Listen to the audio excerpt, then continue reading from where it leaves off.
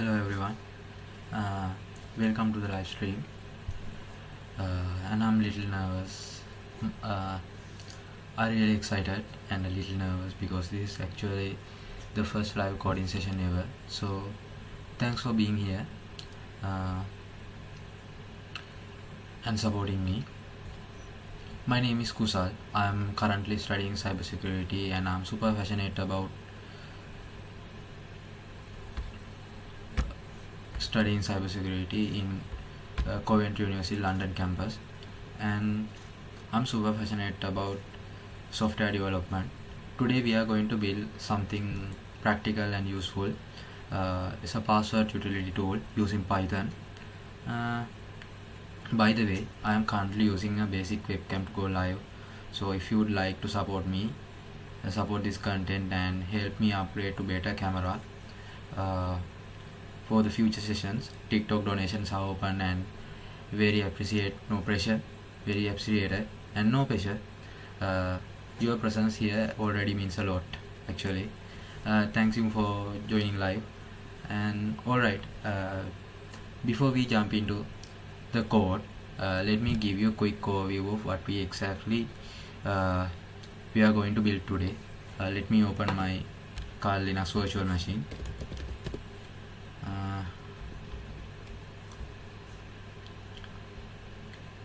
I'm opening my VS Code.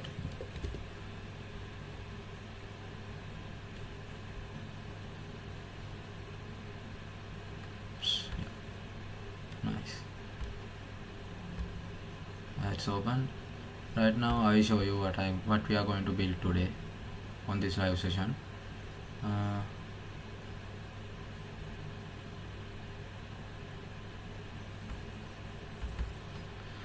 This is what we are going to build today.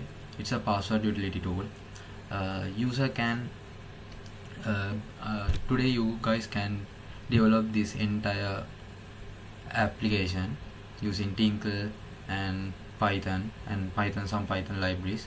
By using this you guys can make analyze passwords like if I normally choose passwords like my name or something 123. Let's say my name is Kusal, so let's say Kusal 123.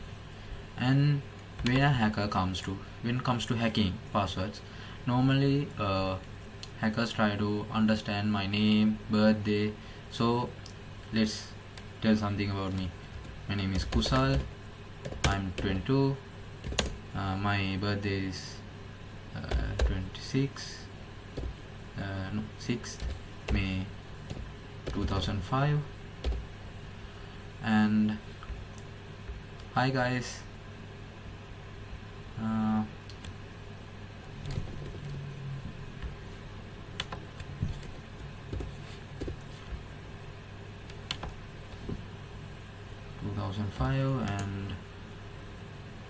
yeah, like that. And my other name is Kannangara. My favorite color is black.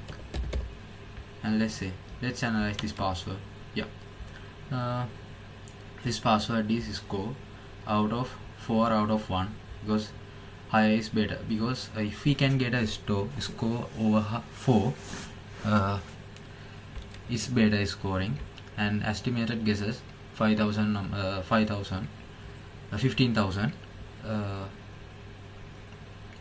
And for you can get more details about how brute force attack online, offline, by using this tool, how hard to crack your password. And if we go to the generate a strong password, you can choose if you want to generate a strong password using this tool. You can add in symbols, include digits, include lowercase, uppercase. Let's create a password like this. You can see it's a strong password, but let me say if you guys want to create a password without symbols, now you can see there is no symbols here. If you don't want the digits, you can untick this box and then you can create a digit here. And let's say you want only uppercase letters, so here. This is what we are going to do today, and generate passphrase. Except for password, passphrase is really hard to crack. Let's create a passphrase. Thank you guys, thank you Sam. Let's create a passphrase. Number of words, let's say number of 3 words. Flower, courage, wonder. You don't want to remember or write this password, right?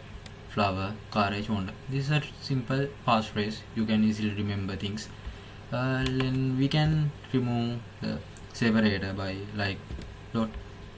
Then it will change the password. Iceberg, banana 9, like that. And hash demonstration here. I can tell you.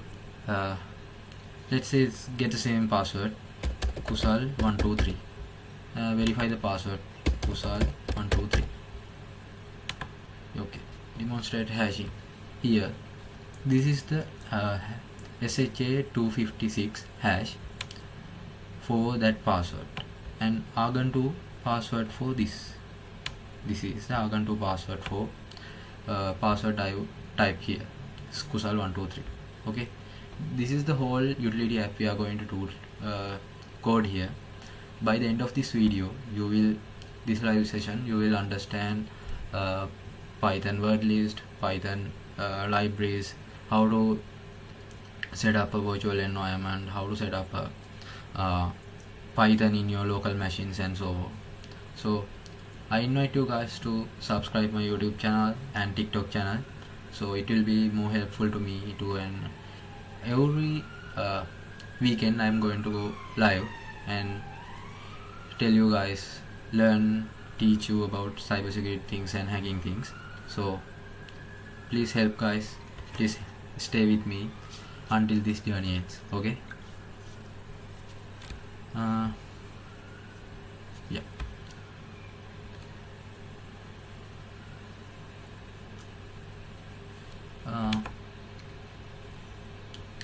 Right.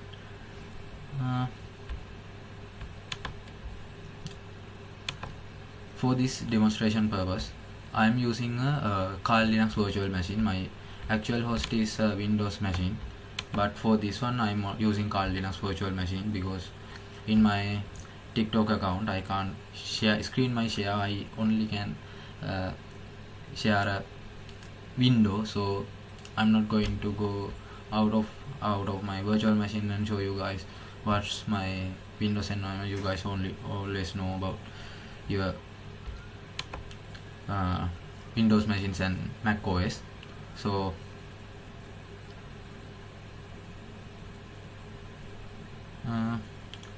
in here, if I give you what are the libraries we are going to use here today, Python, we are going to use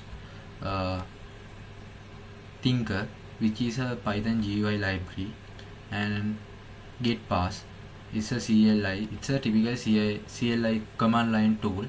It simulates secure imports. Like you can use so that when we input a password, it shows like star marks, right? Like that. It don't show you a password, actual password. It shows just star marks. Like that's what we do with getPass library. And Zxcvbn, we use this module. We use this module to analyze passwords. It's a Python module to help developers to analyze passwords and secure things. Next one is string. String is for password and passphrase generation. We will use Python built-in secret module. This is a cryptographically secure random generator and recommend for generating password or token securely. And we will combine it with the string module to pull the character sets like uppercase, lowercase, as you guys see, numbers and symbols. Together these will be help us to create a really strong and unpredictable passwords. And other one is hashlibs. This one, this module is a built-in Python module for cryptographic hashes. We will use it to demonstrate SHA256, which is one-way function. It turns your password into fixed length hash string. Hi guys, this for you.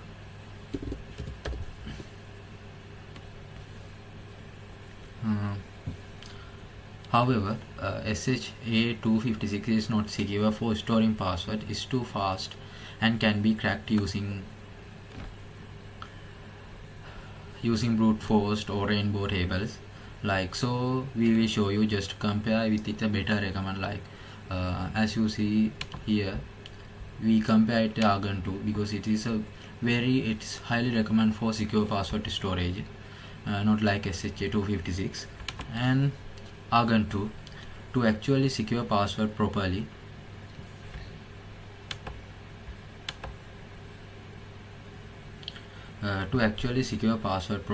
thank you guys for your donations and things, because I'm actually live streaming using my laptop camera. So if you guys can donate and help me to develop my environment, it will be really helpful. So I really appreciate about if you can donate me something here.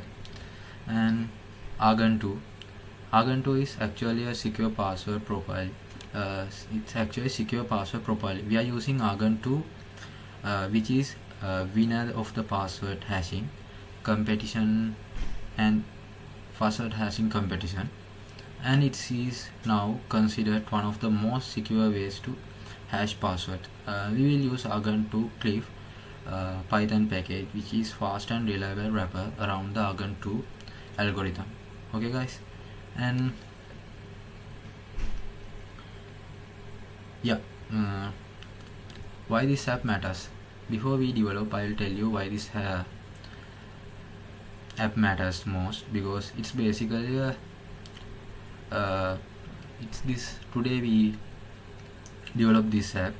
It's basically brings together usability and security and education purposes only. Whether you are using Python beginner or someone interested in cybersecurity, this project will help you to understand how real world and tools handle passwords safely. And by the end of this session, you will not only know how to build the app, but also understand the why behind each function. Okay, that means why you use these init functions, self-master functions, how you can build Python GUI application, so like that, so on. And first of all, I want to tell you about something. Before we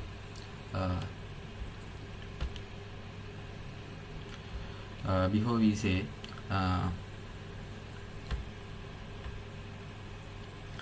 before we go,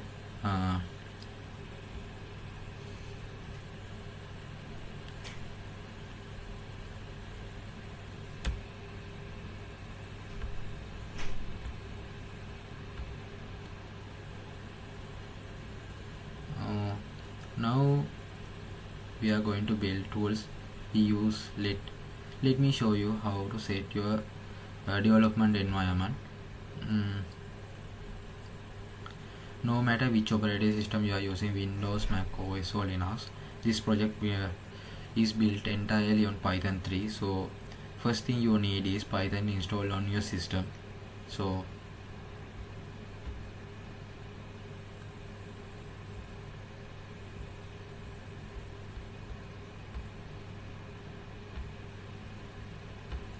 hi guys, hi.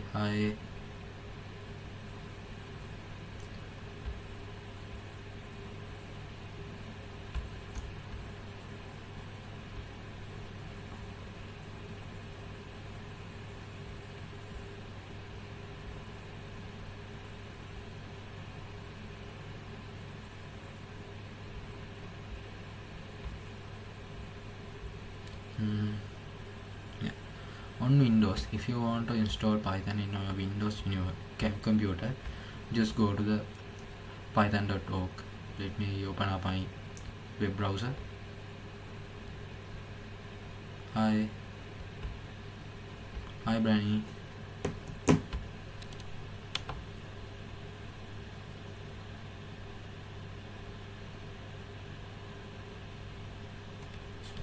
Let's go to the python.org to download Python on your machine. In the download section, and then go to the download section. Already is, yeah, here.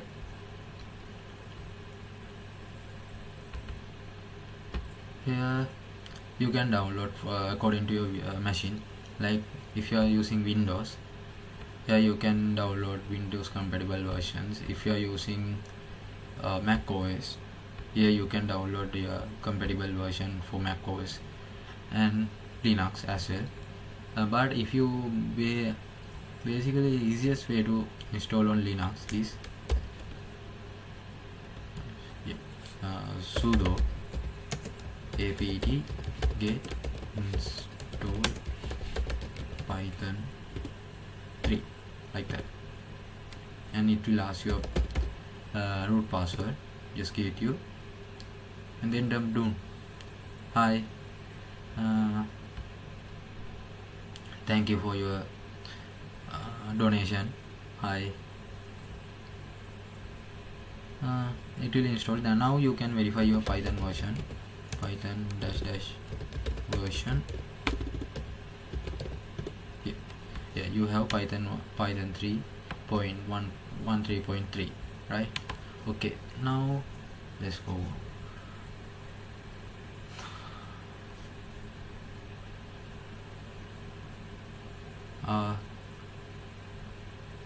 Okay, then after you install Python in your computer successfully, you have to install your virtual code developing environment like VS Code, right?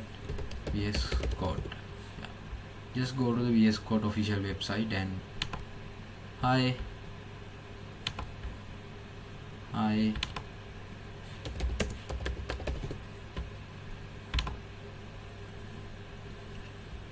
Just go to the VS Code official environment. Yeah, this is VS Code official environment. Yeah, just accept this one. Yeah, because I'm using a Linux machine, so it shows me our deb file and RPM. RPM is for Red Hat Linux and things. But there is also a easy way to install Linux on VS Code on your virtual Linux machines. Let's say just type VS Code, yeah, like that. If you don't have it, will show apt get install VS Code. Apt sudo hi bro. Hi, sudo apt get install VS Code. Yeah, like that. Oh shit, he said no. Okay, just type VS Code. It will come asking install VirtualBox VS Code, so you can install it like that. Then after that, let's close this window and open everything again.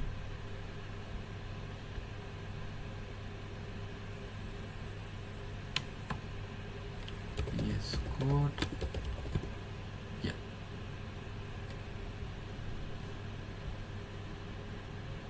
Now what you want to do is open a new folder. Yeah, I'm going to place this one on my desktop. New folder called password utility app.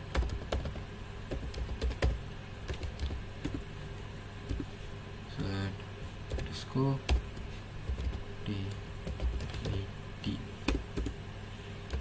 app create. Yep. Now let's open it. Oh no, yep, fine.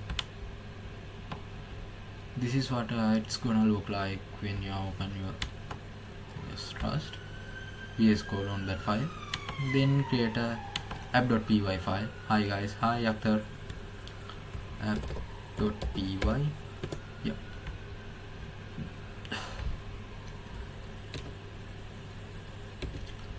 Let me open my terminal here, and second you want to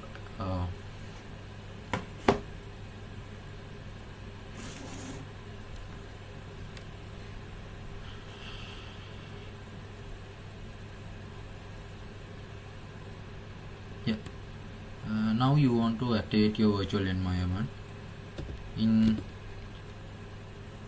Windows environments, you have to type venv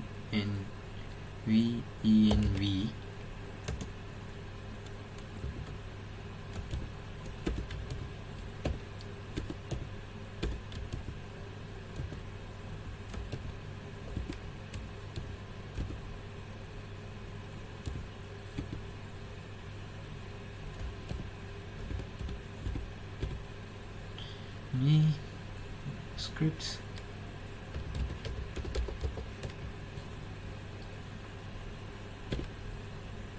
activate like that. But this is not a Windows environment, so you have to type urc source venv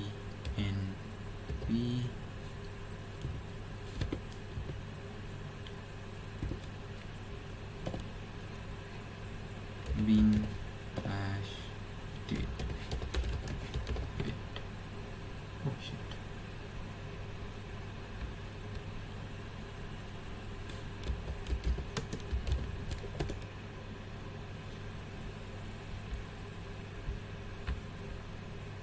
Excuse, sometimes it's give error.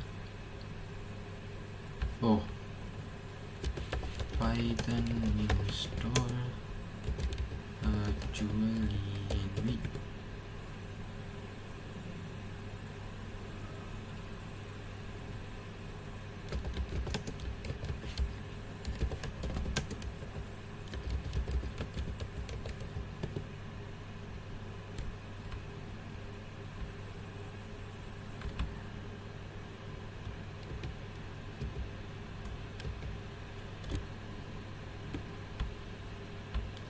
Yeah, in new Kali Linux version, this gives this error all the time. Don't worry about that. Let me show you guys how to handle this. Yeah, it says like that. Let me show you 1 second.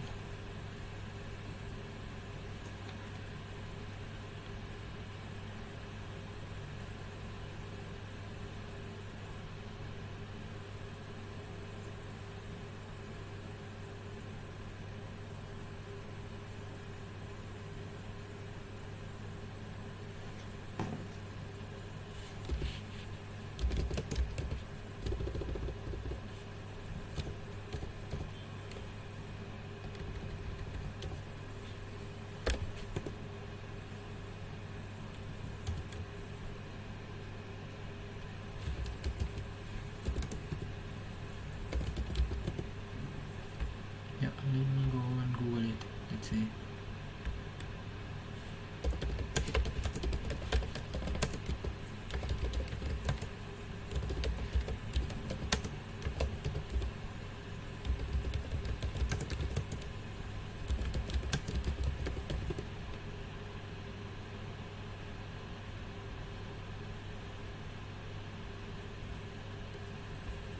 Yeah,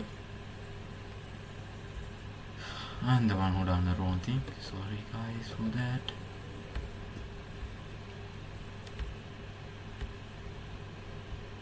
Hi Adil. Python -m me my enemy. Yeah. Now it will create your virtual environment. Let us go and activate it.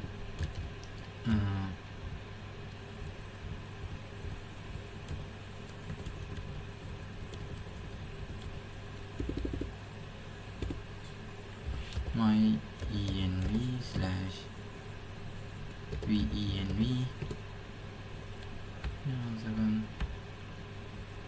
Yeah, sorry. Yeah, now you can see your virtual environment is activated. Let's start building our application first. Okay.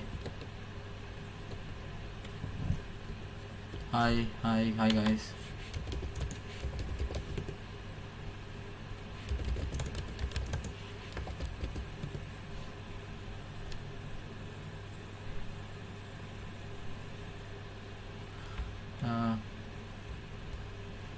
Let's import our first library. Import as tk, and then from Tkinter import message box, comma, scroll or text. Yeah, this errors gives because we didn't still install those libraries modules in our application. So after we all import everything, I'll tell you how to install it. Okay, let's say that import get pass. Yeah, this is actually a command line tool. Where is my hash? Yeah, this is a command line tool. Command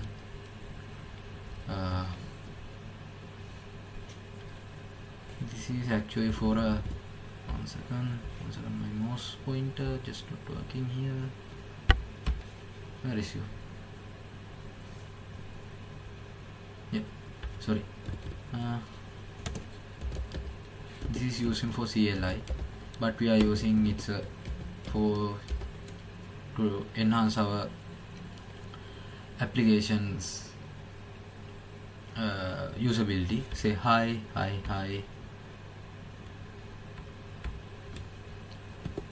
and then we have to import Zxcvbn, and then import secrets,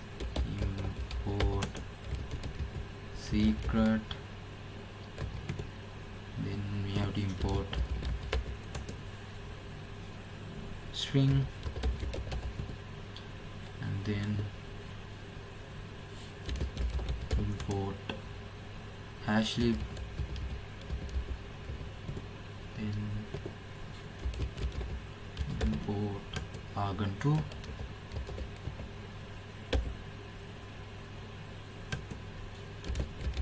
import password hasher,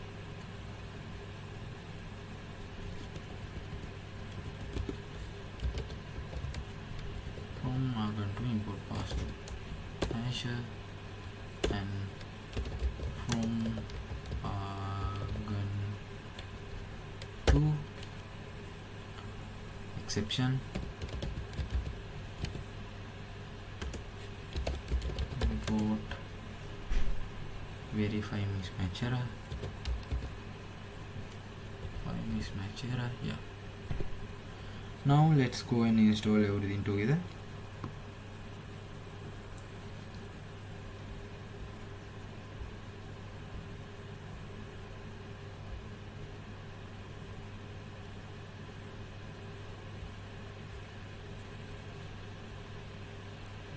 Let's install pip install is a, yeah, this one.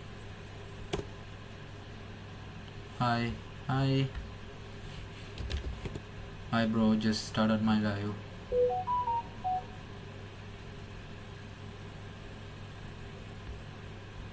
And then just save this one.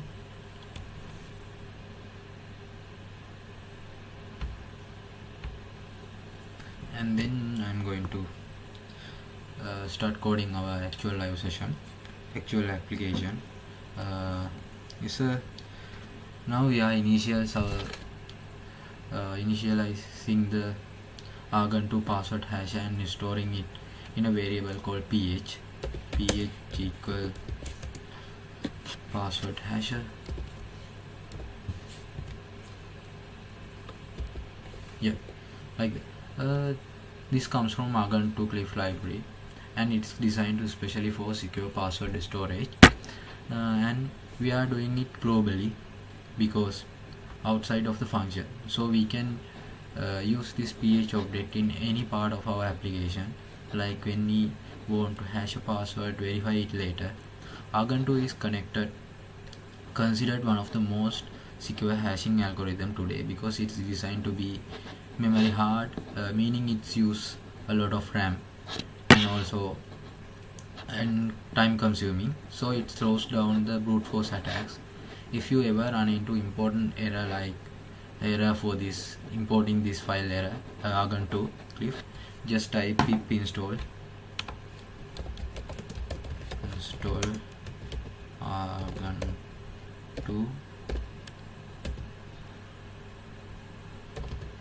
GUI, then it will install this package on your live application.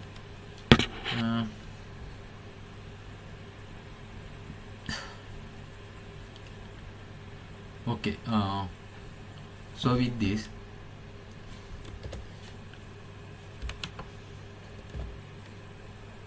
this one line, we basically added the industry standard hashing engine to our application. So we will see it in a later when we get into hash demo tab in our application. Now second part, let's create a word list, simple word list, like we call it as a just call word list equal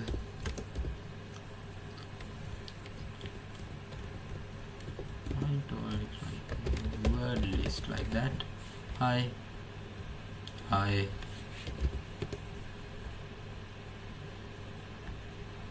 Yeah, just start coding live session. Sorry, fuck you. Hi. Yeah, going.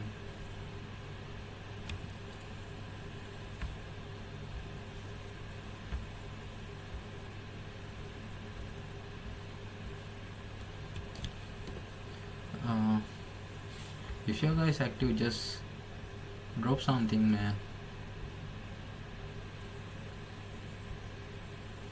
Just say something. I'm just bored here. Let's see. Passwords like Apple.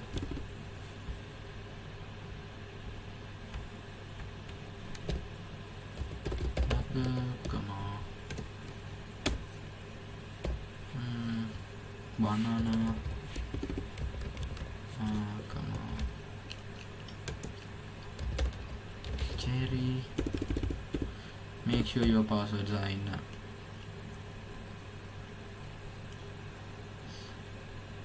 this. Cherry in parentheses and commas. Dog, elephant,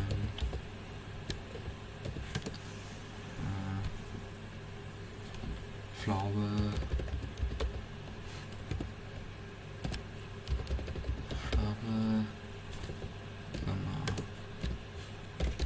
lion.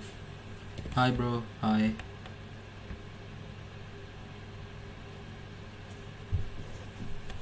Lion.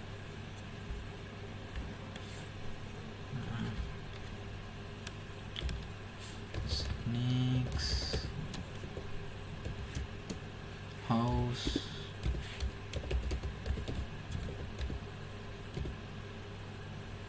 Iceberg.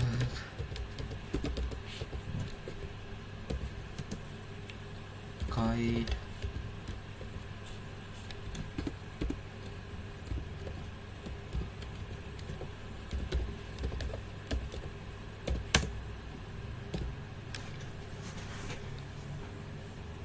lemon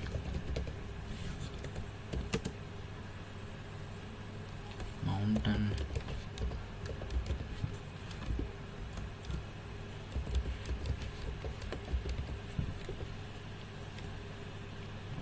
like that. And then now we created our word list for 1 second guys.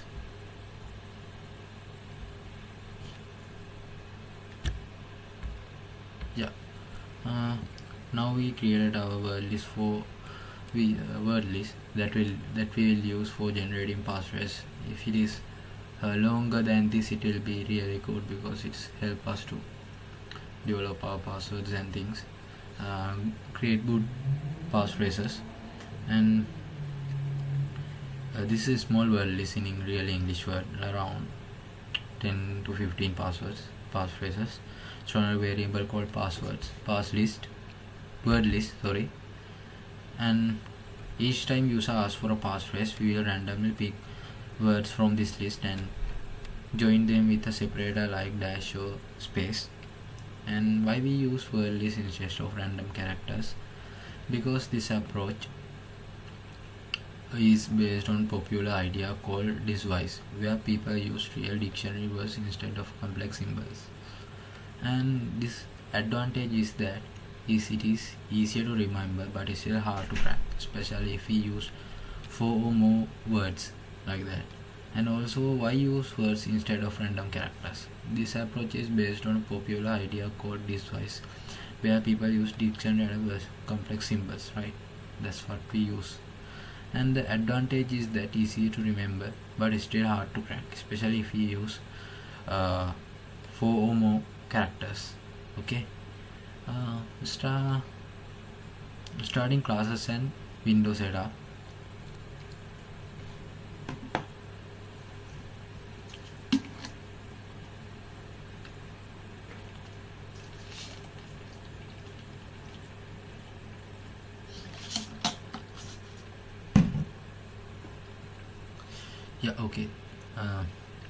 Starting classes and window setups. Next step is our starting. Now we set up our set up all our imports and prepare the word list for passphrase generation. It's time to actually build the GUI application itself. Okay, so we will do that inside a class called password utility app. This is going to be the main structure of our tool. It holds all buttons, tabs and logic we needed. So let's create our class password utility app. Now that we define our class password utility app, the first thing we need is constructor method, and in Python that's the init method.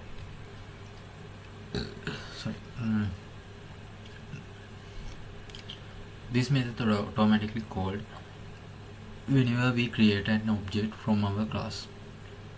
In this case, when we launch our GUI application. Okay, it's where the initialize everything related to the application, the window, its layout, button, content areas, and all the variables we will use later. We also pass in master parameter that represent the main window or the root window, and we'll use to build everything on top of it. Okay, let's create our init method. Def underscore init underscore self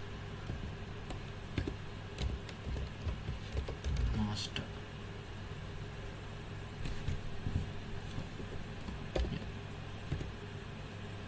And then as the next part, we are storing the main application window usually the cold root inside the self.master. Okay.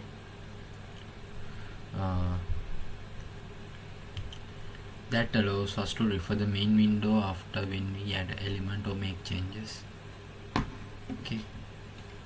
Self.master equal master,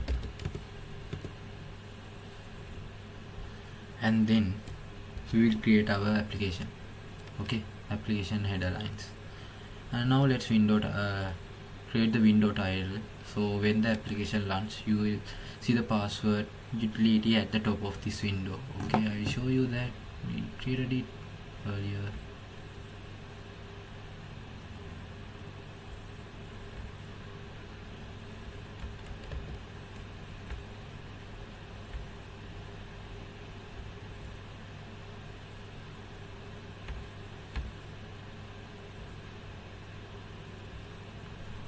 Let me open another VS Code.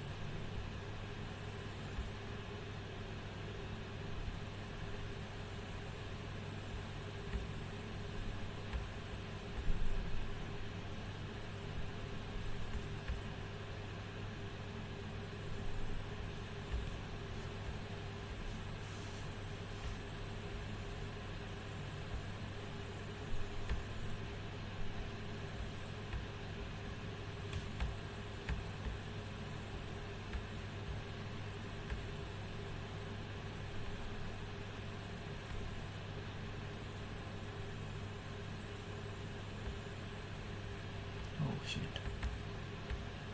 Oh, something happened, guys. Sorry. Maybe I didn't. I'll check it. Can remember I installed it somewhere. I saved it, but it's not here.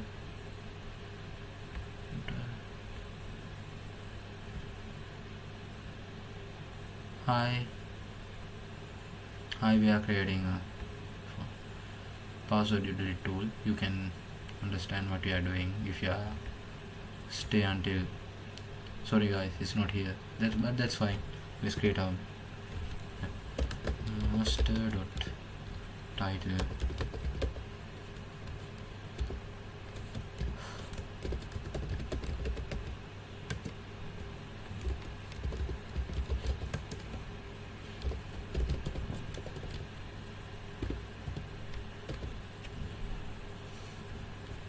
Now we created a header. Let's create a window size. Master.geometry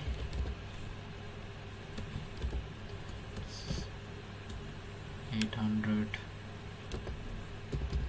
x 600.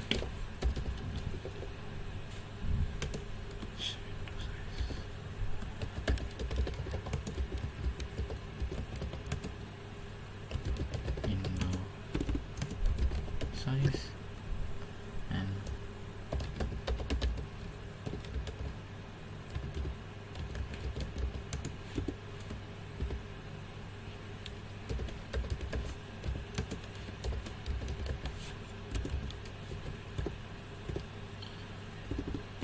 by this command I told it to it's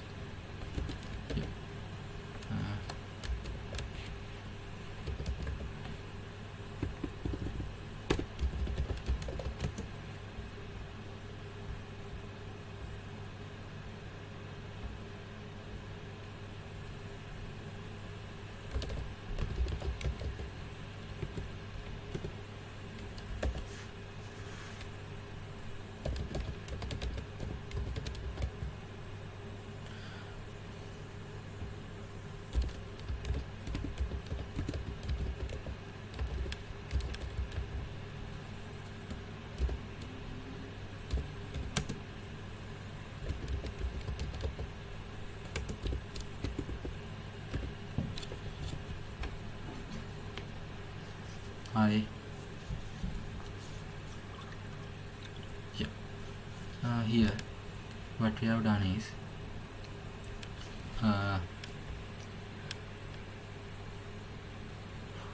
by this line I already told you we setting the initial window size 800 by 600 pixels. That gives us decent amount of space for multiple tabs and output areas. And finally this one, resizing. This line makes the window resizable in both directions, like X or Y axis, so users can stretch it wider or taller depending on their screen size and preferences. And this one, now the main window is ready, so you go to title, size, resizable settings in place. Let's move on to layout and interface. This one is for layout and interface. Okay, this means master.grid row configure 0 weight equal 1. This one means configures row 0 of the main window. Okay, we give its weight of 1, which means a row is allowed to grow vertically when the window is resized. If we had multiple rows, we would assign different weights to make some rows expand more than others, but in our case it's only using one main row, so I put it 1. Hi.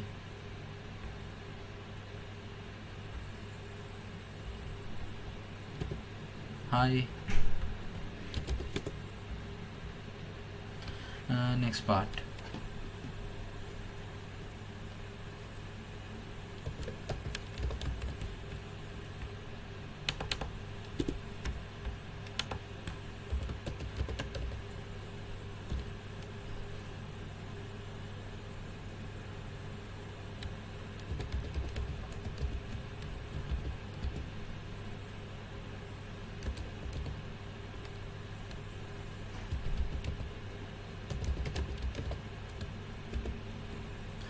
Hi bro.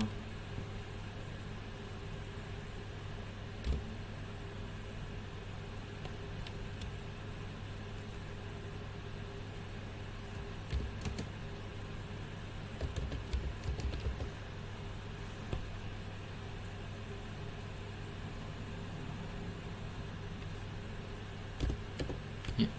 In this line what I've done is I've set column 0, which is where we'll place our left side one panel, and we gave it a weight of 1, so it can expand a bit if the window grows horizontally, but not too much. Okay, and then we are going to write master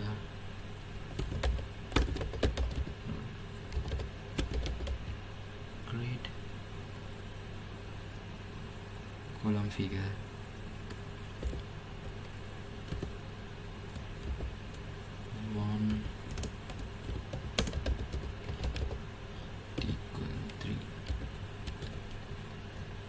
This one is for our output areas.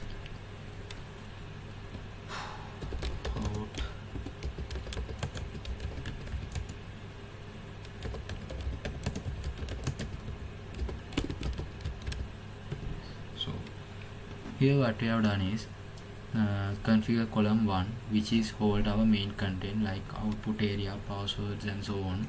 So we give this column a weight of 3, so it expands 3 times more than column 0 when window is stretched. Okay, and this make sure the output areas gets more space, which exactly what we want, since it will be displaying details result.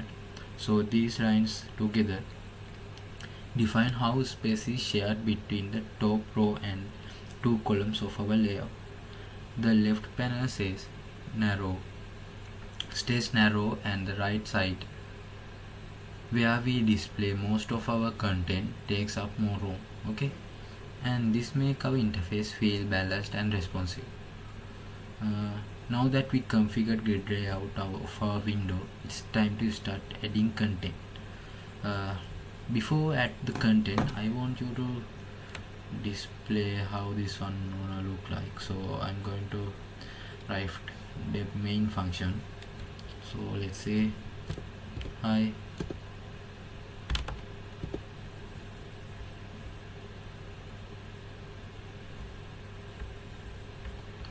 You guys send me any gifts?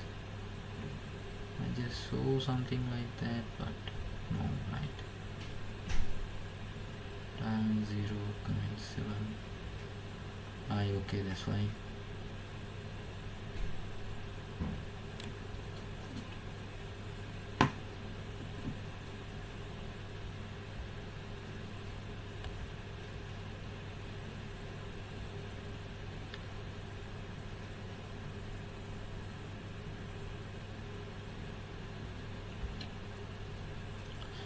Main def main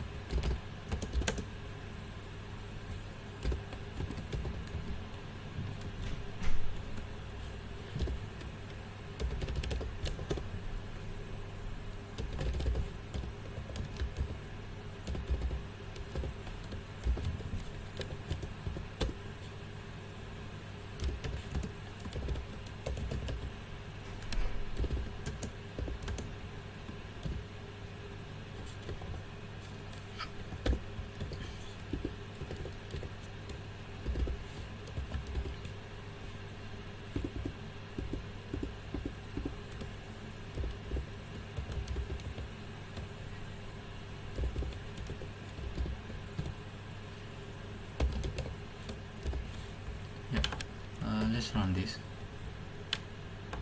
Hi Malik.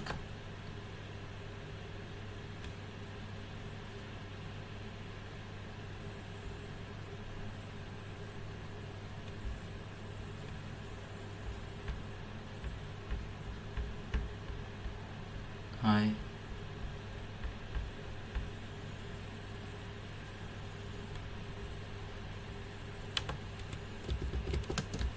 Install is it?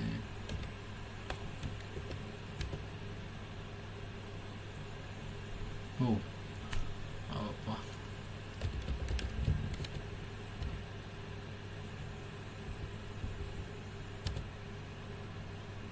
Install it and then let's say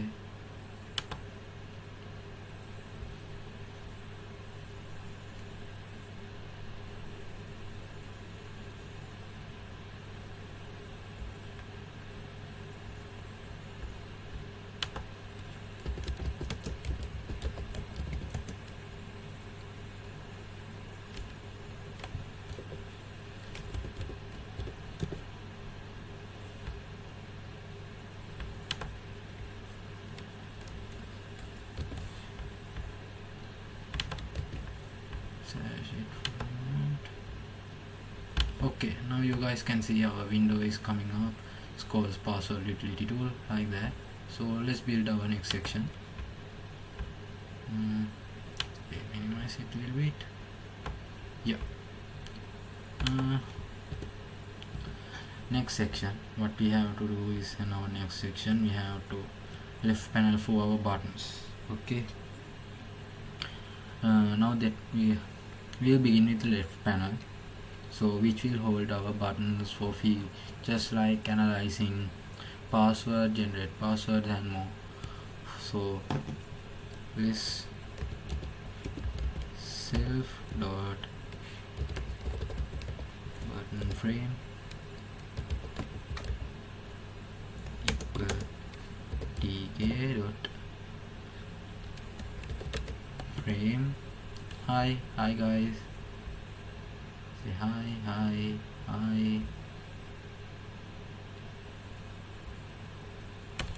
Frame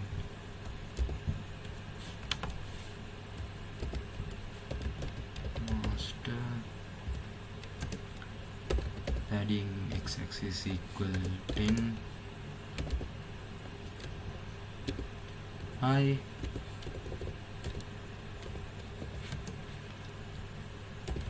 padding y-axis equal 10, border equal 2, and relief equal groove.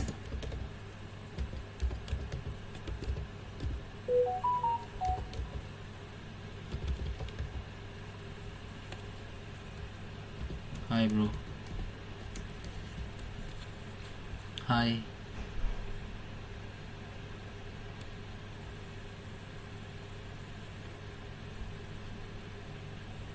Okay, and then let's add.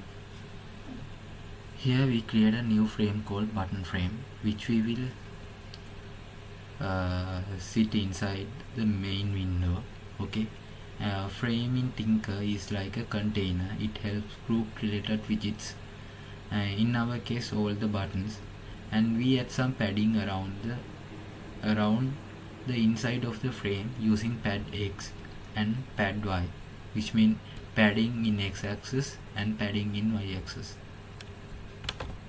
Okay, so things don't look squeezed, like and BDY is a border, and relief groove gives the 3D sunken effect, making it visually stand out from the rest of our window. So let's go to the next part. Self dot button frame,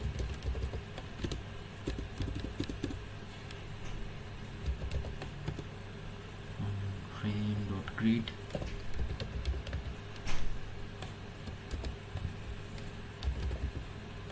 equal 0, column equal 0, and sticky equal is EW. Okay. What this code line means is, then we place the frame is in row 0, column 0, and the grid, which we set up earlier to be the left side of the window. Okay, and we said is sticky NSEW part tells it is stretch in all directions, north, south, east and west. Okay, so it's filled the cell in adapting window size. When user resizing the window, it will adapt to the window size no matter what direction user.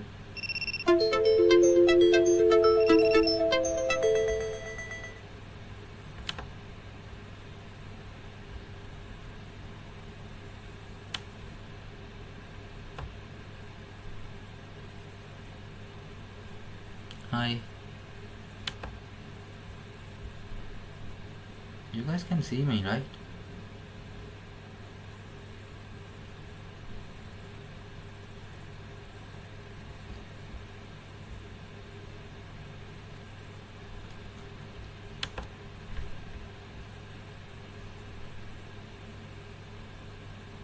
Let's check our YouTube live. Is anyone commenting here?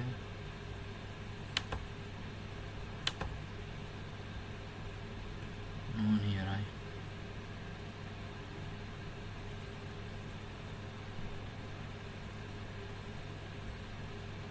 Yeah, that's fine. That's fine.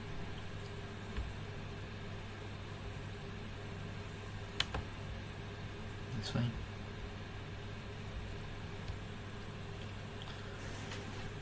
One day I will win. So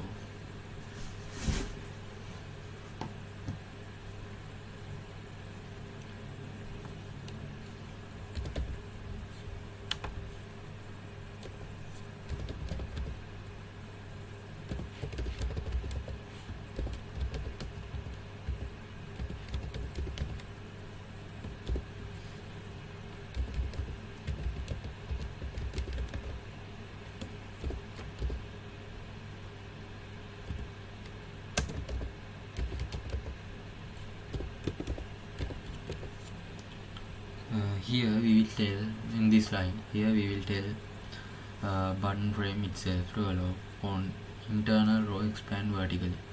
So that's why we add the button inside the frame. They can grow or shrink depending on the window size. So in this section we create the left panel of our application. I will show you how it's gonna look like here. Let's run this module. Yeah, as you guys can see, we created our left panel. It's adjust this side, it's adjust this side. Oh shoot, sorry. It's added this side, add this like that. It's broader. Okay, it's broader container for all our action buttons.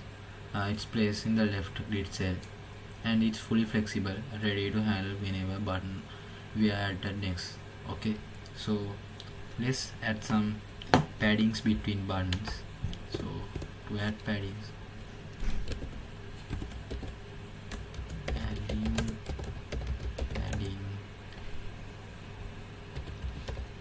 between buttons. Okay, yes. Let's rename variable called pad button paddy, PUDY curve file. Hi.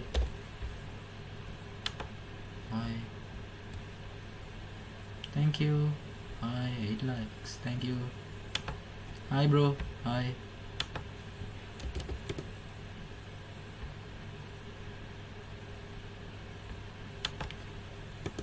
And then analyze. Let's create our analyze password button. Okay.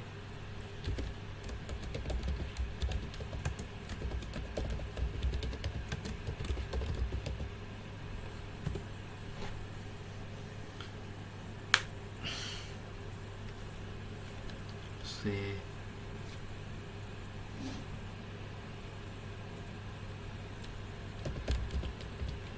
self dot analyze view button equal tk dot view button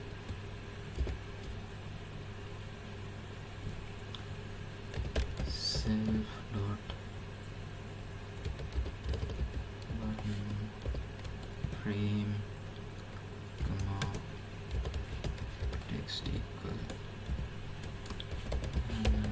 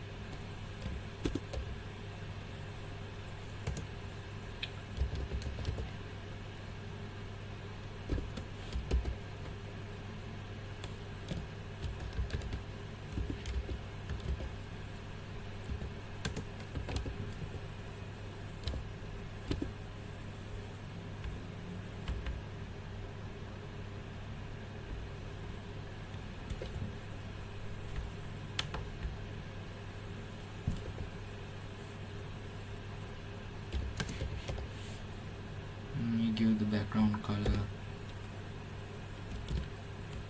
something like this.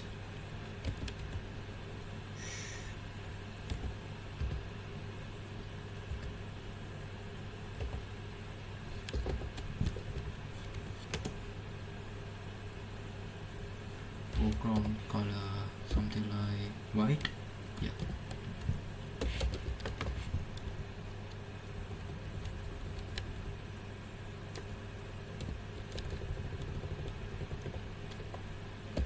Don't remove the comma, okay guys.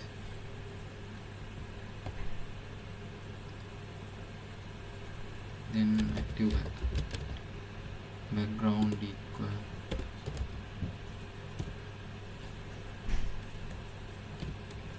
as 45 A 049.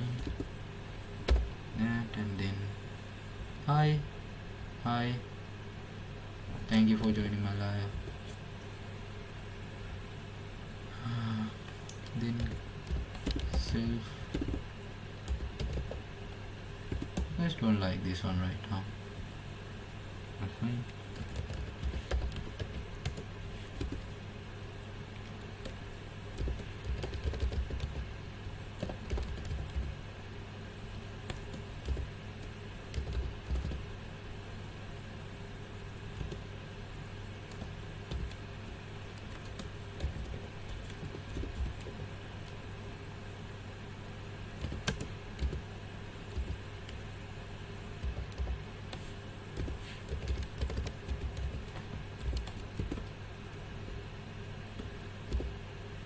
Hi bro.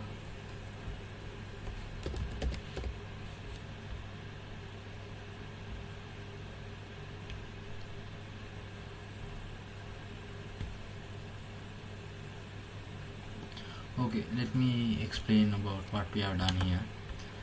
We create self.analyze button.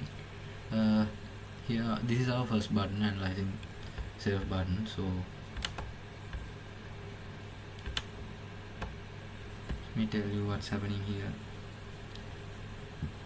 And this button goes inside our left panel like this.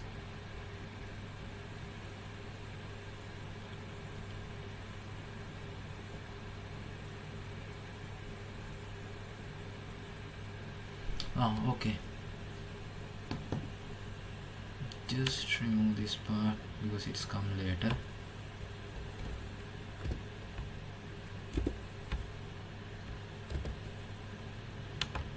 Comes with next part of it.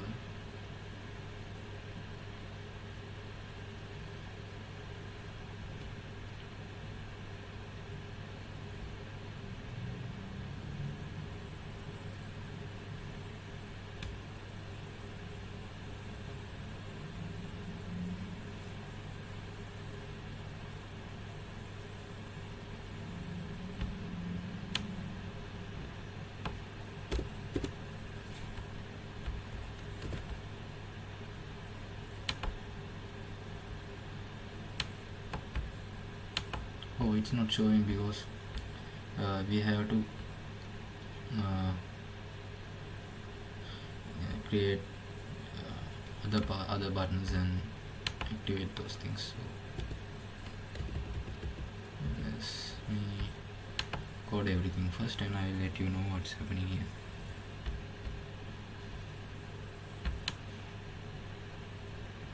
You know, teaching is not I'm not proper teacher, so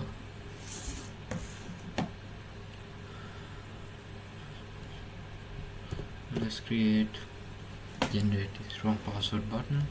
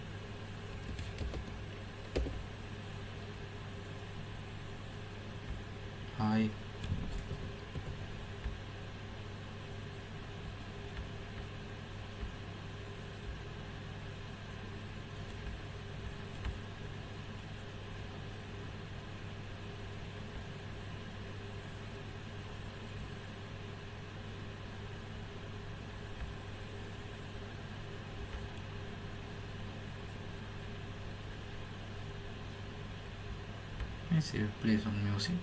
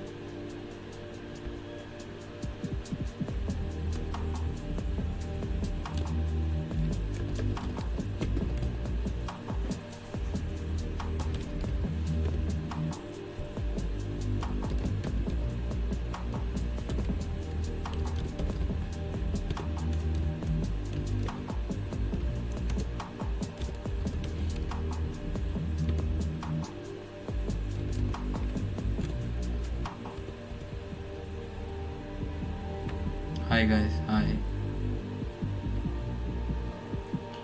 We are creating here a strong password analyzer.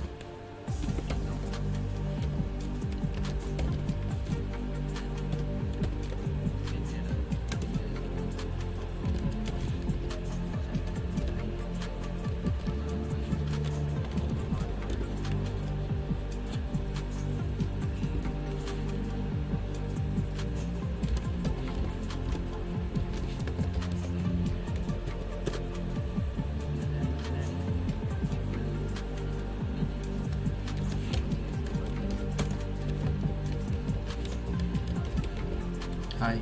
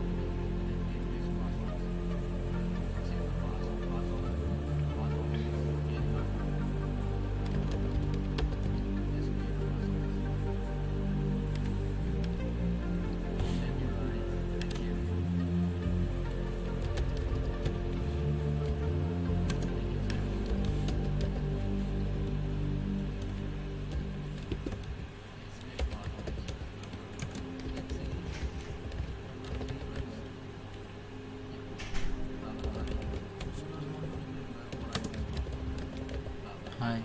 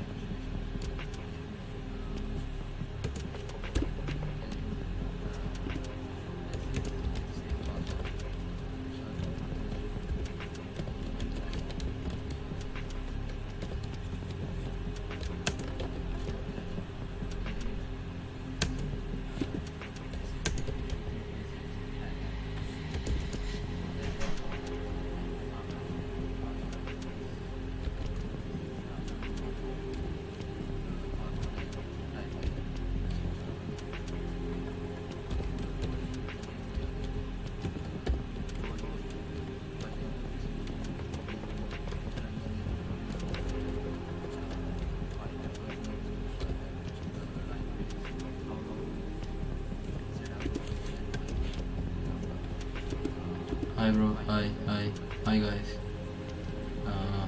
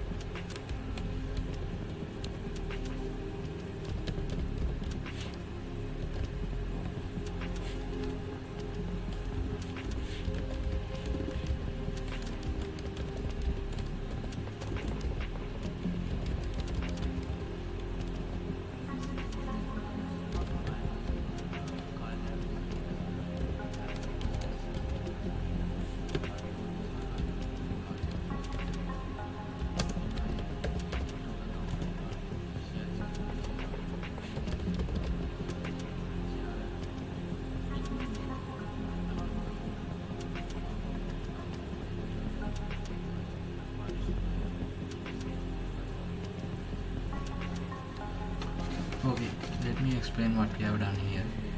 Okay, we created buttons for our four main components like analyzing password, generating stored password, generating passphrases, and hash demo functions. Hash demonstration. In here, I called button frame. We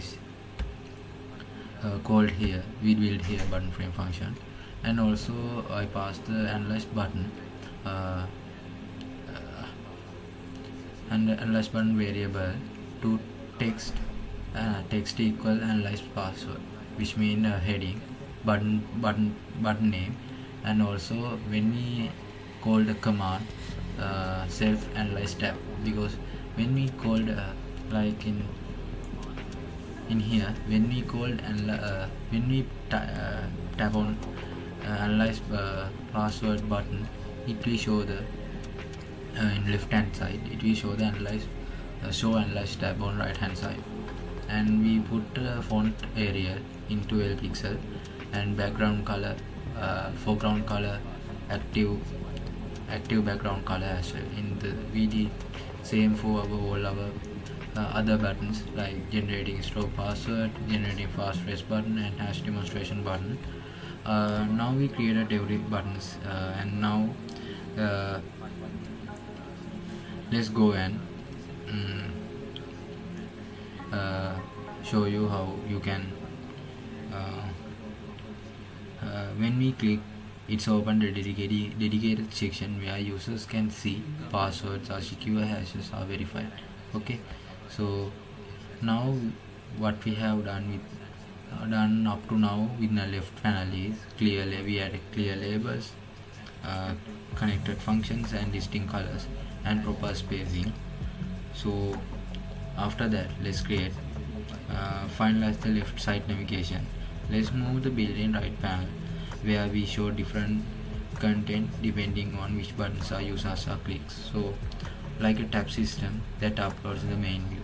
Okay, let me create everything first and I will explain you one by one like the same. Okay,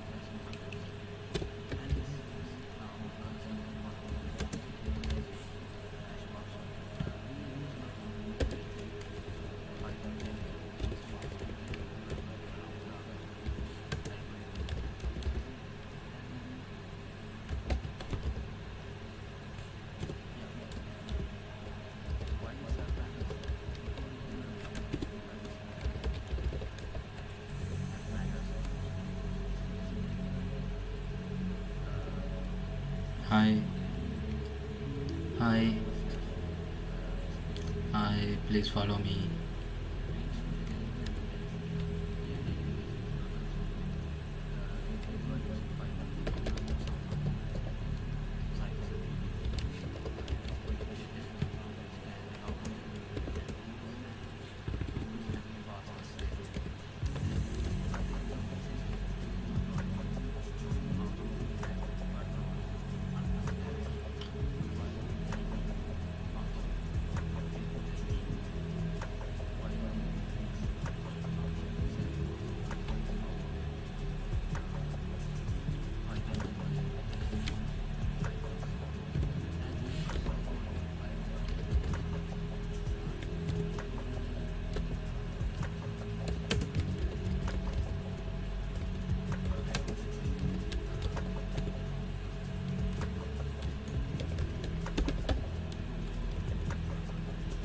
In here we place this content frame into row 0 column 1, which we configured earlier to take more space. Like, can you remember that? This one.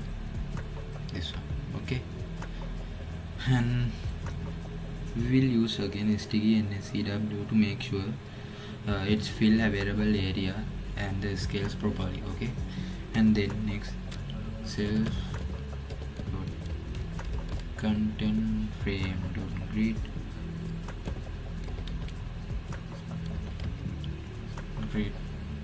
row configure finger equal 0, weight 1, weight equal 1, and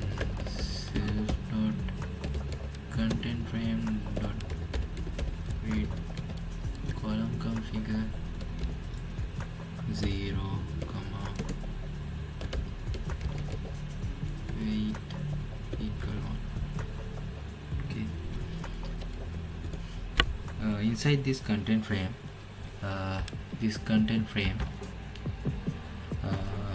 we will add later as child elements like input boxes, text, outputs, etc. And in here these two lines configure internal grid so that anything we put inside also is stretched and add up as needed. Like we expand our box, our content area, it will expand the inside things inside that, like input areas, output areas, things. And also think of this as a making content frame flexible and ready to host anything we load into it. Okay, and then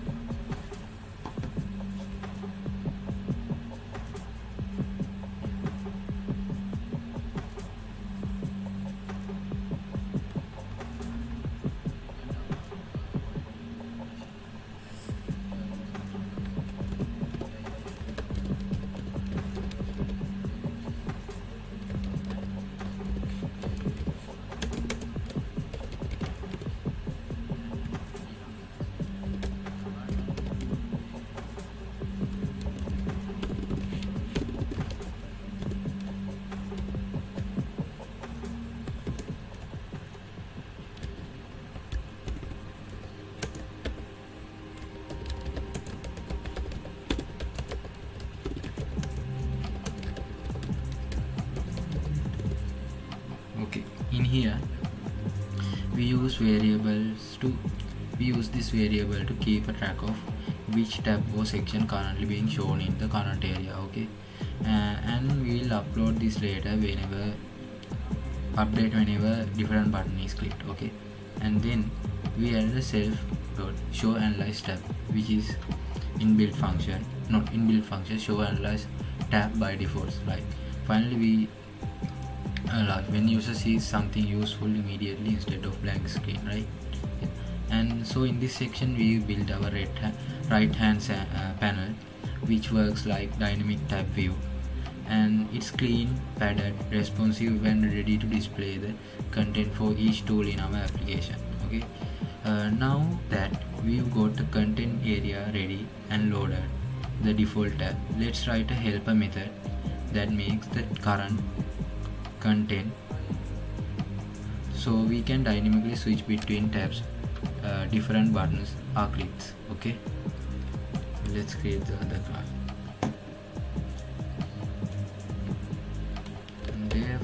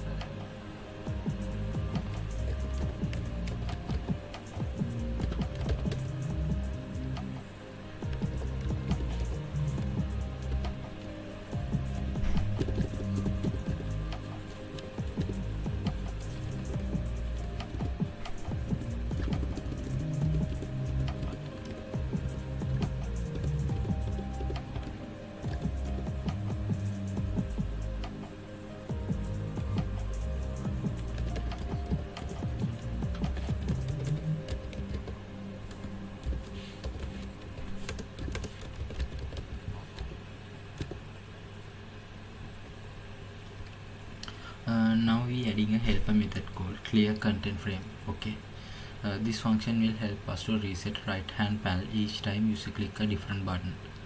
Like if we by default it's in analyze tab. Okay, if we click a hash demonstration tab, it will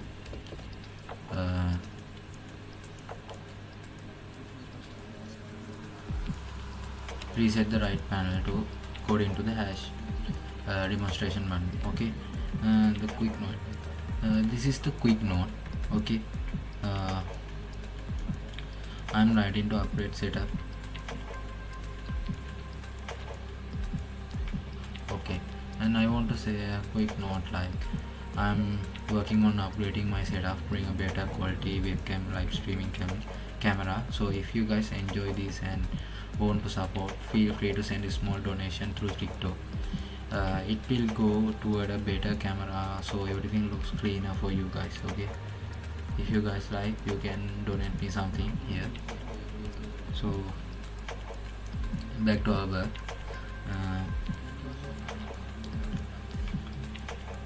And this is a comment. It says clear all widgets from the content frame, because it helps us to understand what we are going to do here. And here we in this tab for widget in self dot content frame we need for underscore children. In here we say loop every widget currently sitting inside the self.content frame, and winInfo child returns a list of child elements like labels, button, text boxes, etc. Widget.destroy. In here we say destroy everything inside that. That means for each widget we found, we call destroy, which completely removes from the screen and memory. Okay, and this is how we ensure the content frame is clean before loading the new UI elements. Okay, and finally we reset the current tab variable to none here, to keep track that there is no activity shown after clearing. Okay, so quick recap. So this function is our cleanup tool. It wipes the content panel clean every time we switch tabs, ensuring that we never have overlapped or leftover widgets. Now that we can clear the content area safely, let's go ahead and build up first real tab. Okay, that means analyze password tab, where a user can type in password and get details, feedback on strength.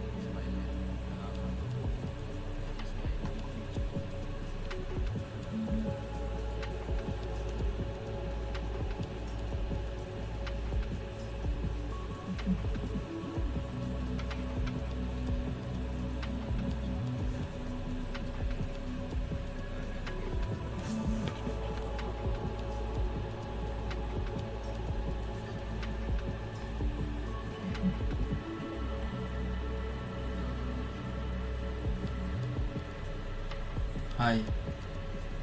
Hi, bro.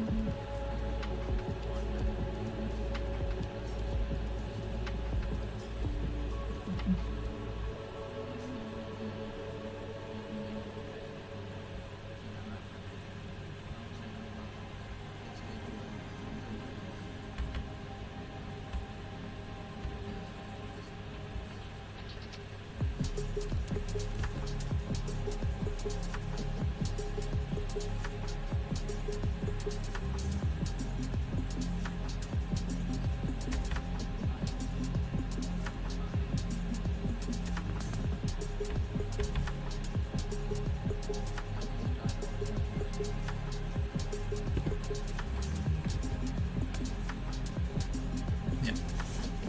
Here, I just copy paste from my old tab. Here, what we have done is we created our first tab, analyze password button section.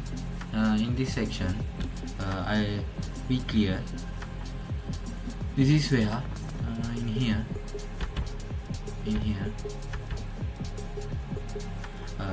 This is where user input password, and we will use the Zxcvbn library to analyze its strength. Okay, and this function self underscore clear underscore content dot frame condes underscore frame and parentheses.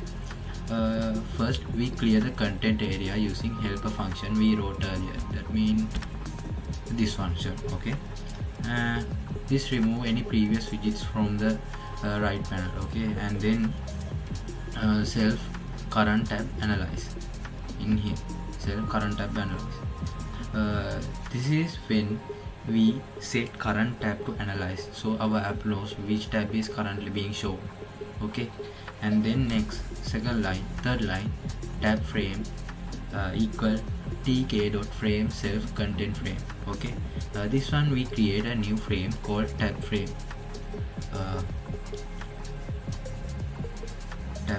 Which we will hold all the widgets of the tab like labels, entry boxes and buttons. Okay, and then other tab frame dot pack fill both expand through. Okay, we will use fill both expand through, so that frame will fills the entire content area and stretch to fit the window. Okay, when we adjust the window, it will fit the window. Okay, and this one tab frame git row configure 2 widget equal 1. Okay, and tab frame grid column configure 1 widget weight equal 1. Okay, for it, therefore inside the frame we configure grid layout. Okay, row 2 will contain the large output area. So 1 second guys.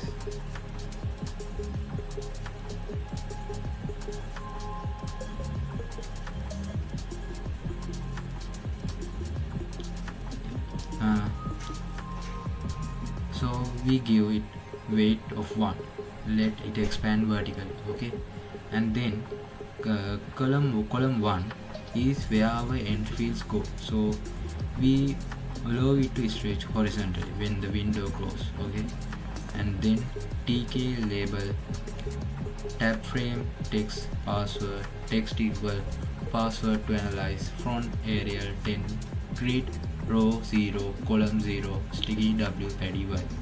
In this line we create a label that tells user what to do. In this case, enter password want to analyze.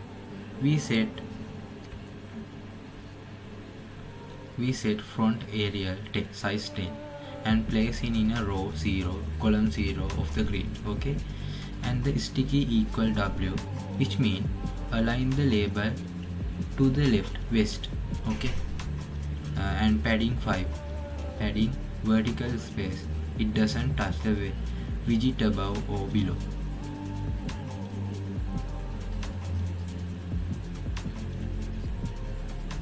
Now this one,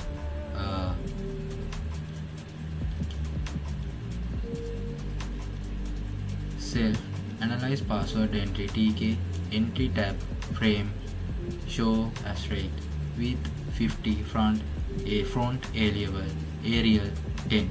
Okay, and self analyze password entry grow create entry dot create row. This one, these two lines. What these two lines do? Guess? Can anyone guess? You can type it on your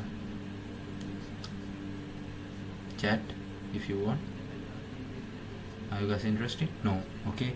Let me explain what these two lines do is. We created an entry box where the user can type the password. We use show equal asterisk to hide the password characters like typical password inputs. Okay.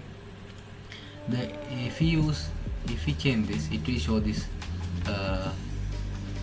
symbol. Okay. If you choose question mark, hashtag or something, it will show as password as this, not an actual password. Okay. And entry box is placed in row 0 column 1 next to the label. We use sticky EW so it stretches horizontally to fit variable available space, and we keep it font consistent with the label. Okay. Another line, TK label tab frame text user input comma separated font Arial 10 grid row 1 column 0 sticky W padding 1. Okay.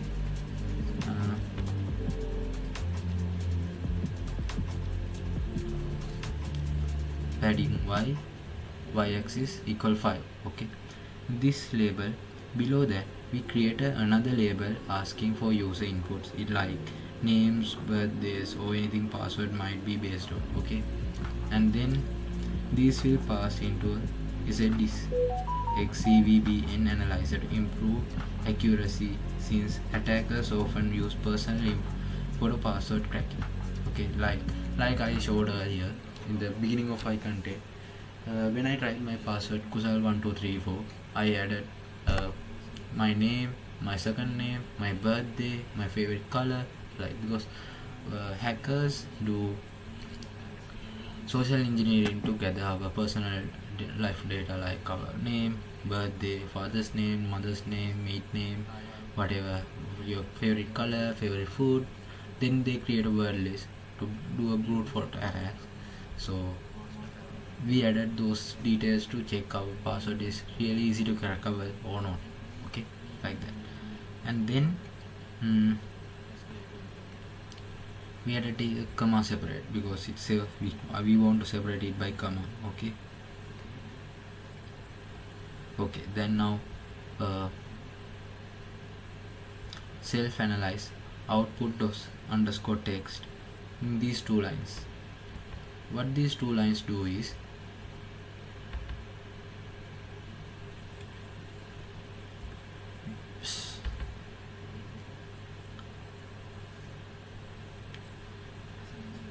we create a scrollable text box display password strength result. Okay. We use scroll text which automatically adds a scroll bar when needed, and next is monospace using Kusal new, which is great for formatting logs and output. We place this in row 2 and set column span 3 like here, column span 3. Okay. It stretch across the all 3 columns, and sticky NSEW makes a north, west, south, east. Okay, NSEW means north, west, south, east. Okay, make it fully responsive and padding y-axis 10 and vertical spacing for better layout. Recap what we have done so far. We have done build complete password analysis form which include a hidden password input, optional user inputs for more accurate analysis, and analyze a button that triggers logic, and a scrollable output box to show result. Now that we create we build the entire UI password analysis, let's write the actual function run. The analyze build button is clicked. Okay, using Zxcvbn library to evaluate the strength of the password. Okay guys, let's go.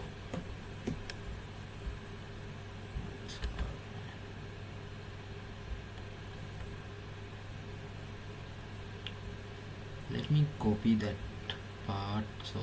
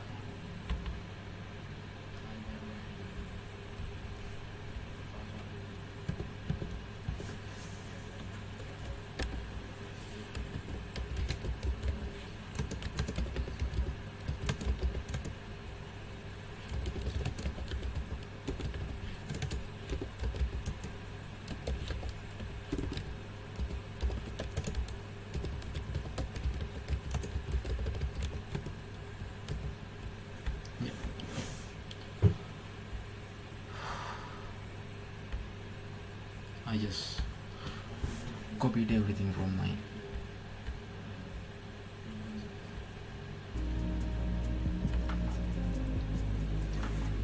previous code, so it's easier to explain everything rather than writing everything one by one. So let's go and I'll explain everything line by line to you. Okay, now that our UI is built, it's time to bring it live to writing the analyzing password code. Okay, so this function analyze def analyze password self, okay, colon. This means this function is runs when user click analyze button.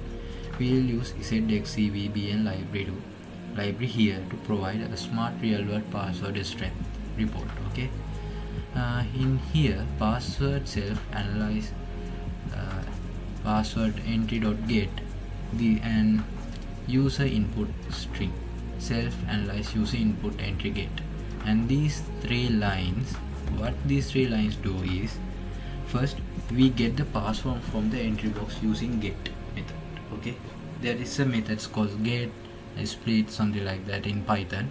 We use get method to get password, capture the password, user inputted password in the text area, in user text area, text input area in our application, and then we also get string from the user input field, split it by commas and strip spaces, so we can pass those values into the analyzer. Okay, and this makes sure the Zxcvbn library can recognize personal details that might weaken the passwords.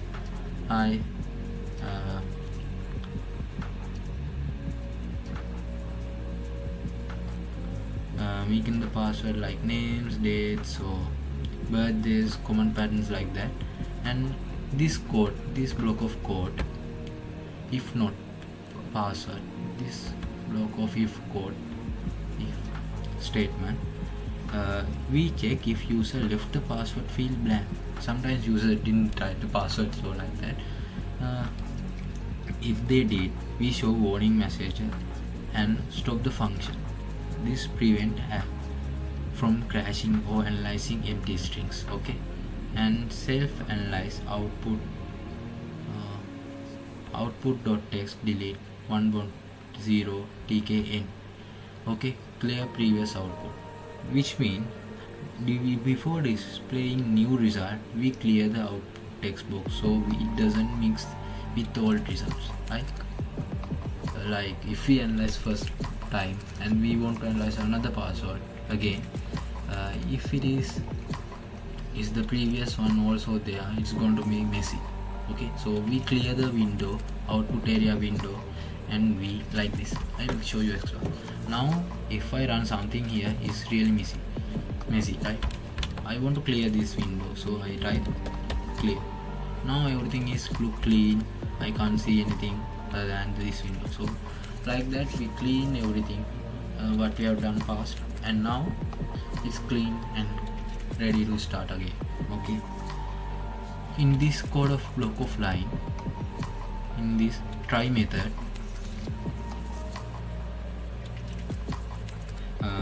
in here we called our Zxcvbn function and pass the password and any custom user data. This returns a dictionary full of data, scores, guesses, estimate, times, and feedback.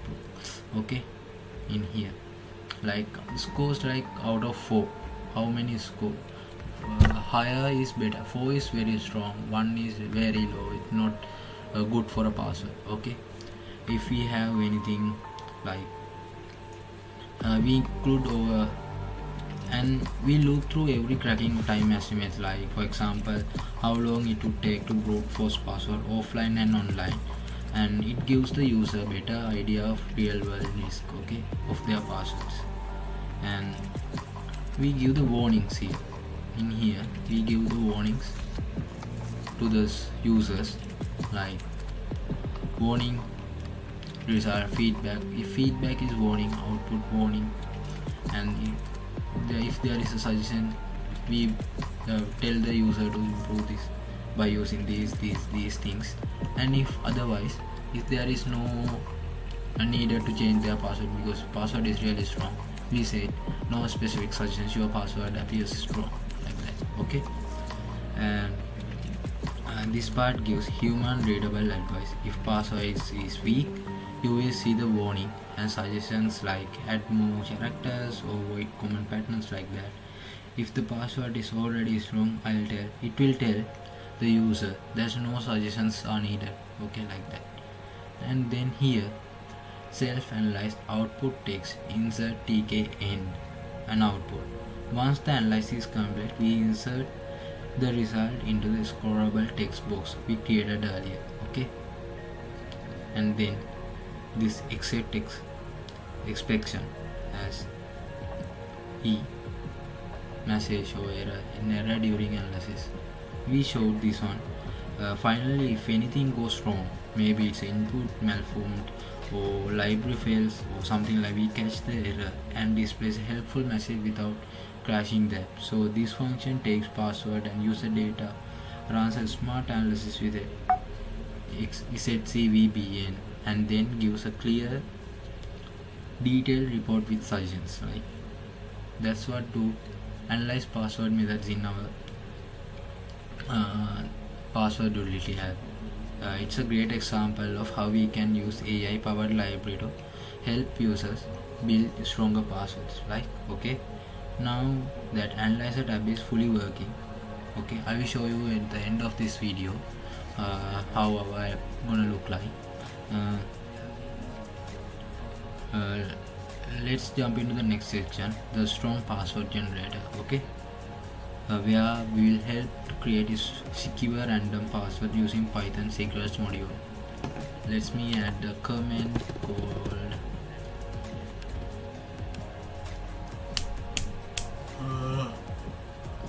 strong password generation method. Another comment, strong password generation GUI. Let me copy the code from my previous work and I will explain you line by line. Okay,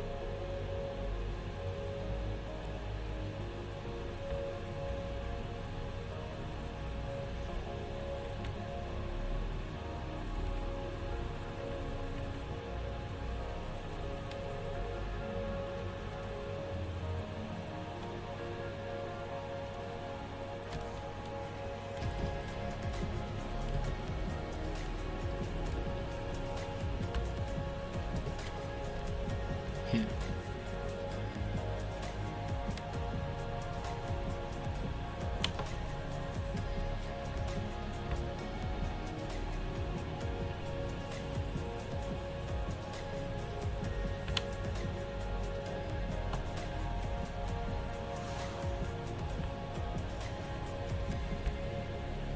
What's the error is this one?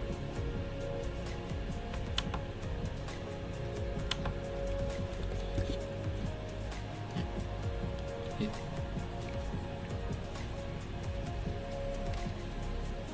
Okay, let me explain what we have done so far. We created a analyze password section. Now I paste everything in. Let me wrap everything here. It's not settings, text wrap.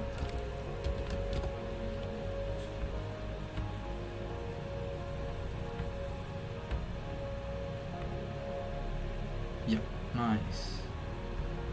Oh shit, no, not like this. Let's say just turn it on.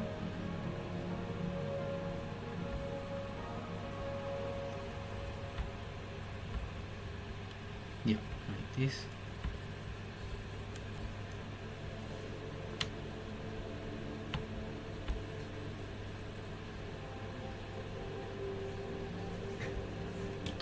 Okay, here.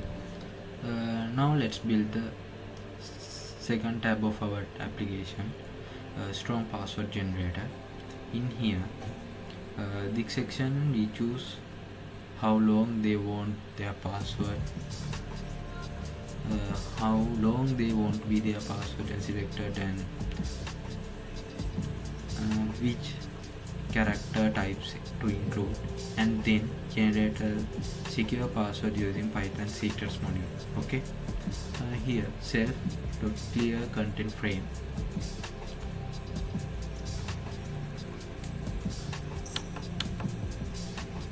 You guys giving universe to other people but not me. Why? I'm teaching you guys. Okay, let's do this. I'll make one day. No worries. In here,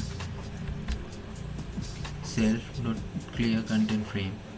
In here we did, and self current tab generate a string. Okay, we start by clearing the existing widget in the content area like just we did before, and then we set current tab to generate a string, so we know which feature is active. Okay, and then this area, what we have done here, like the same as analyze password thing.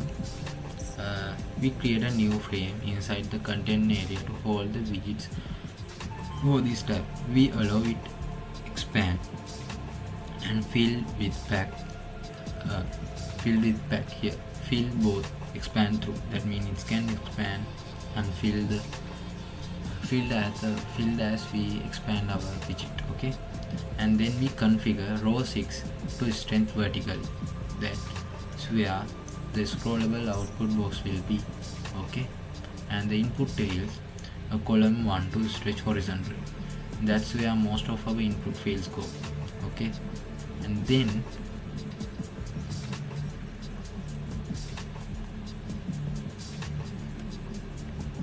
this is password length import. Okay, TK this section. In this section we say TK variable tab frame text length font Arial 10 size 10 grid row 0 column 0 sticky west padding y5, and then self.gen strong length entry equal TK entry tab frame with 10 font Arial size 10, and self gen strong length entry dot string insert 6016. Okay, what we add here is we add a label and entry box for each desired password length. Okay, it's placed in a row 0, which is labeled in column 0, and the input box in column 1. Okay, we use insert 0 16 to set a use default value of character 16. This is secure length for good starting point, and this one is uppercase checkbox. Let me add a comment for that.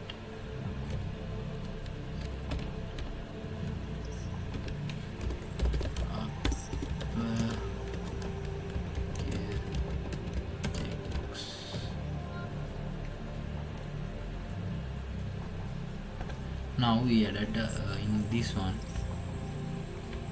self from var boolean var value equal true.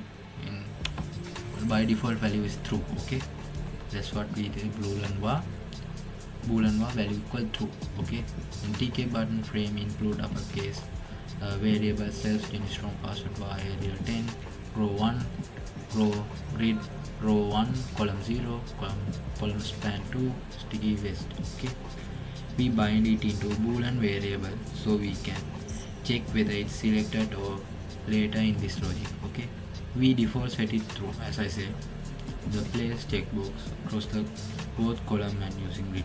Then this is a lowercase button.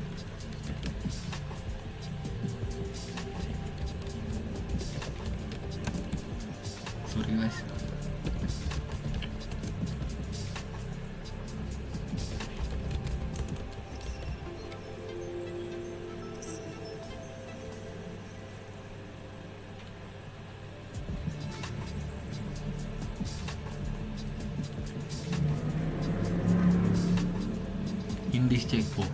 we control whether it include lowercase letters. Again, it's true by default since it's essential for password complexity. And the next one is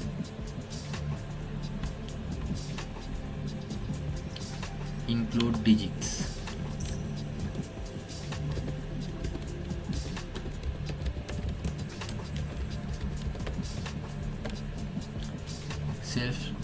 In this section we said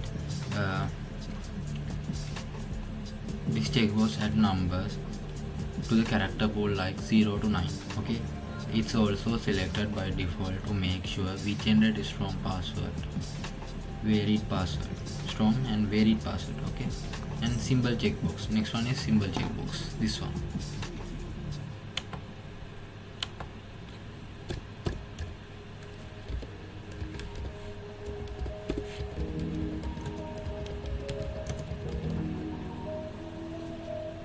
And this checkbox we control whether it will include symbols like at, hash, dollar, percentage, etc.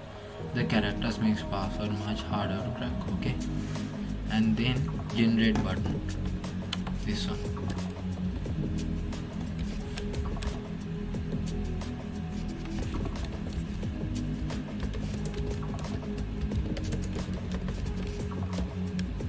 Okay, in this button is a main generate button. We click it to run to the generate a strong password function, which we will write next. Okay, and we give it a blue background and white text match to our app color theme.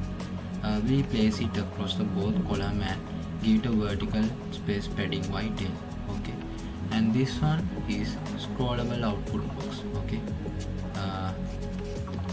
we create a scrollable output text area to display the generated password info about it.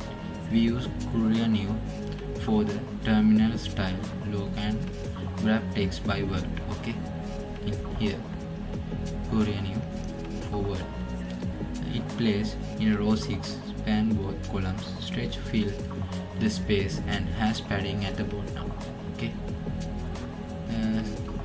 if we go to a recap what we have done so far is, so far in this step users can enter password length, choose what character types they want, click generate and instantly sees secure password created for them. Okay, and now that we created the UI part for the generate strong password list, and then we create a password,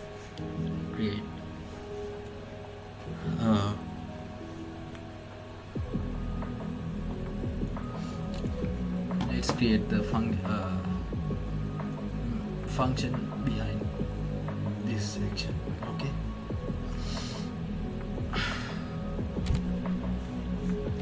it's hard because no one here, right?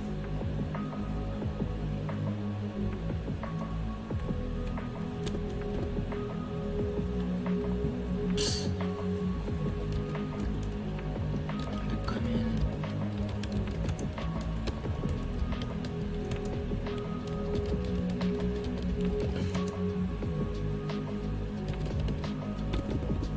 logic.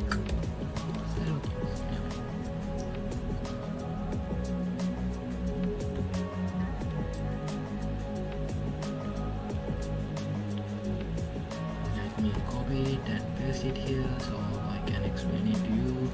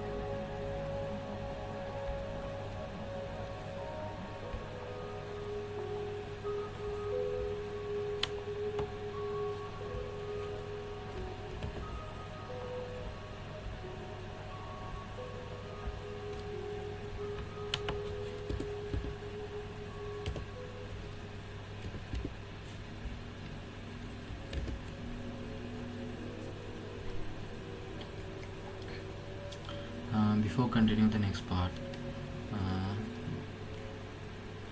if this session so far helped you and you want to support my journey, you can send a TikTok donation. It will help you to upgrade my webcam to something more professional, totally optional, but super appreciated if you can. Okay guys, and here, logic behind the password generation tab. Now let's explain you guys what is the logic behind this password generation tab. Okay, this is our first try method. This section, try and accept method. In this section, we try to convert length into an input to an integer. Okay, if the user types something invalid like letters or symbols like that, we show error message and stop. And if length is, in this section, length lower than 1, we say the error message saying input error, password length must be at least 1. Okay, because password if lower than length, that not a password, that's not nothing here. Okay, so we say password must be 1. Okay, because, and we don't allow 0 or negative numbers because they don't make any sense for password. Okay, and then this part, if length is below than 8 character numbers, we said warning, password length should ideally be 8 or more characters for secure and strong password, and continue. If they say yes, then we'll continue. Okay,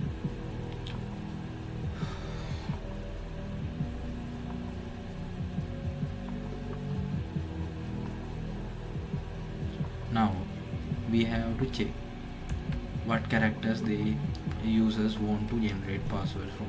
Like, do they want uppercase, do they want lowercase, do they want digits in their password, do they want symbols in their password, like that. So we use our checkbox to see if user wants to include lowercase, uppercase, digits or symbols. If checkbox is off, we store that as a true in a variable like no uppercase, meaning we won't include that type. Okay, like that. That's how we build our character pool. In this section, we are building our character pool. Like each one adds a set of characters like uppercase A to Z, lower digits like 0 to 9, symbols like dollar, hash, percentage, like that. And here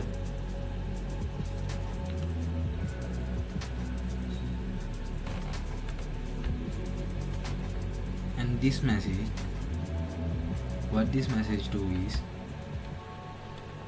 if user unticked every button, we say at least one character type must be selected. Like if she or he deselect everything, we stop and show error message like that. Okay, and then password just, why my machine is getting stuck right now.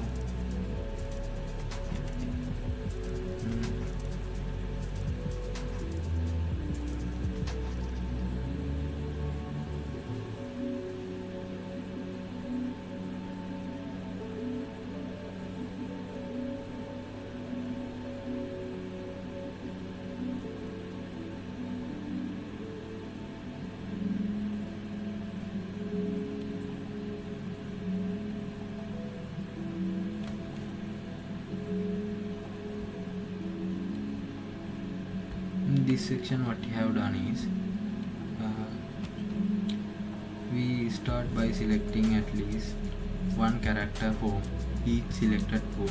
Okay, this guarantees variety, so the password includes uppercase, lowercase, etc. And we use this select.choice because we use this here.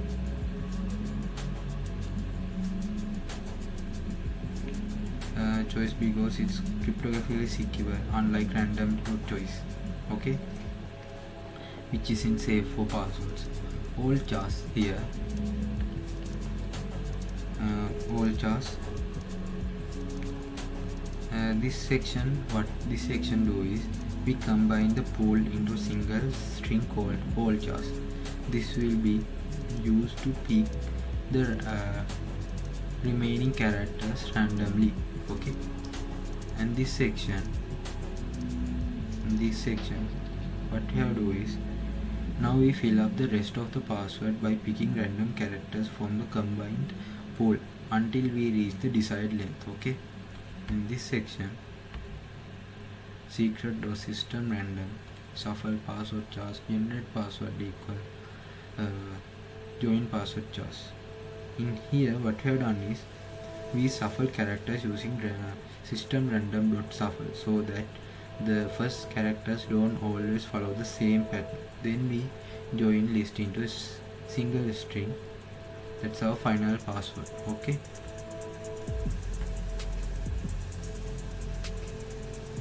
in this whole section what we have to do is we clear the output box, then we display the new password along with the long length and the reminder to store it securely. Okay, and the last exception part is error handling.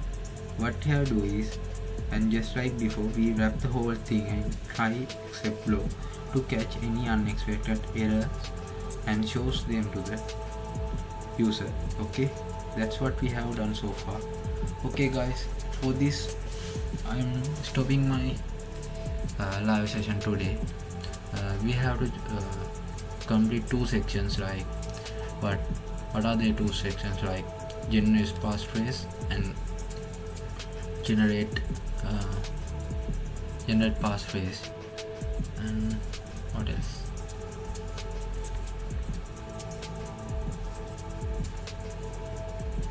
And hash demonstration. Okay, so we will do it in not tomorrow, on Friday evening at 6 p.m. So let's hang on, let's say goodbye. Thanks for joining my live.